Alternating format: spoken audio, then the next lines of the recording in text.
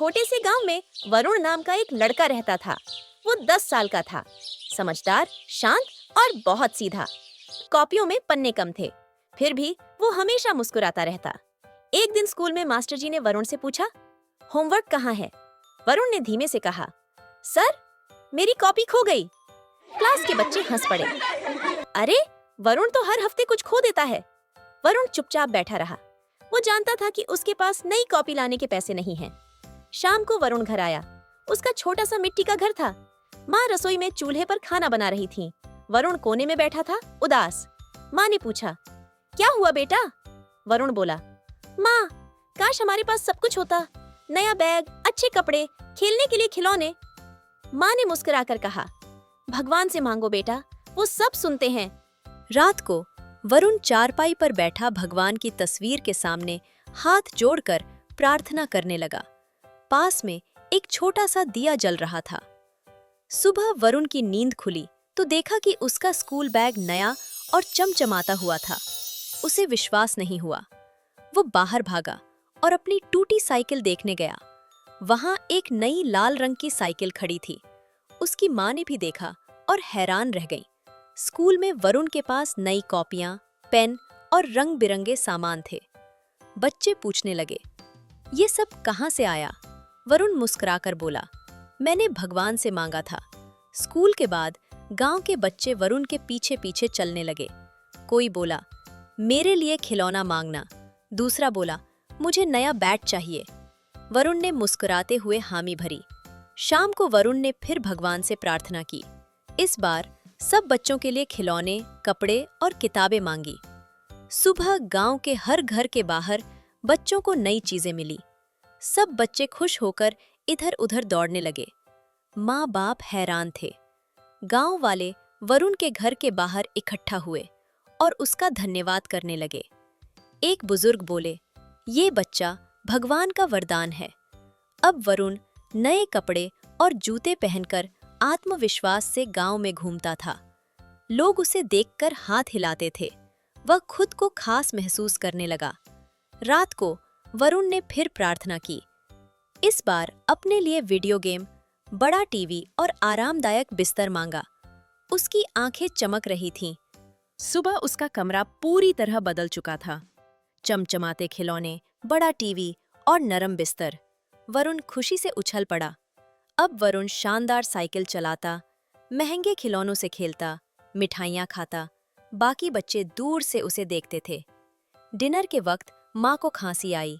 वरुण ने देखा लेकिन ध्यान नहीं दिया। वो अपने गैजेट्स में खोया रहा। सुबह माँ बहुत कमजोर लग रही थीं। वरुण घबरा गया। माँ ने धीमे से कहा, ठीक हूँ बेटा, बस थक गई हूँ। वरुण फिर भगवान के सामने घुटनों पर बैठ गया। आंखों से आंसू बहते हुए बोला, मेरी माँ को ठीक कर दो। कमरे में सन्नाटा था। रात में वह फिर प्रार्थना करता रहा, लेकिन इस बार कुछ भी जादुई नहीं हुआ। माँ की तबीयत वैसी ही रही।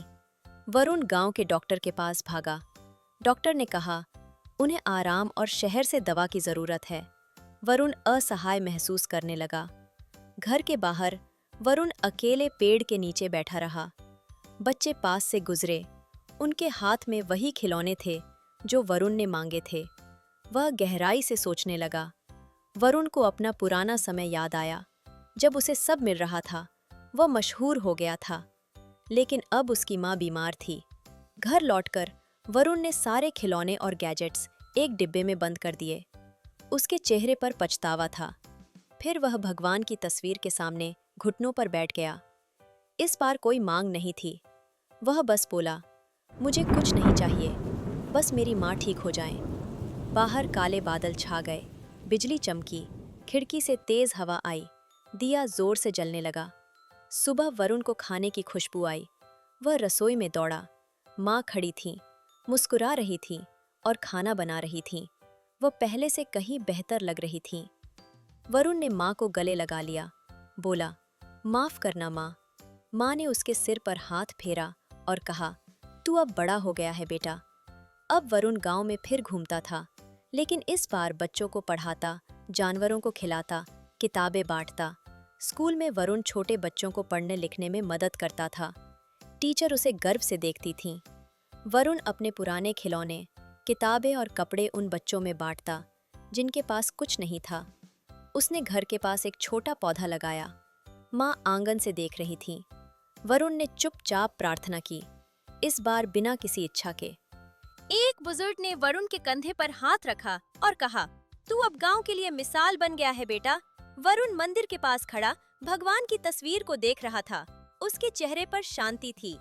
धीमी झलकियों में उसका पूरा सफर दिखता है। गरीबी, फिर जादू, घमंड, माँ की बीमारी और फिर उसका बदला हुआ रूप। पीछे बच्चे खेल रहे थे। वरुण एक छोटी लड़की को अक्षर लिखना सिखा रहा था। वह धीरे धीरे उसकी उंगली पकड़कर सिखा रहा था। वरुण और माँ चारपाई पर बैठकर पेड़ के नीचे सूरज डूबते हुए देख रहे थे। माँ ने प्यार से उसका हाथ थामा। रात को वरुण ने भगवान के सामने दिया जलाया, कहा, धन्यवाद, चीजों के लिए नहीं, सीख के लिए। उसने हाथ जोड़े और सिर झुका लिया। सुबह गांव का शांत नजारा, पक्षी उड़ रहे हैं, बच्चे हंस रहे हैं और वरुण किताब लेकर रास्ते पर चल रहा है।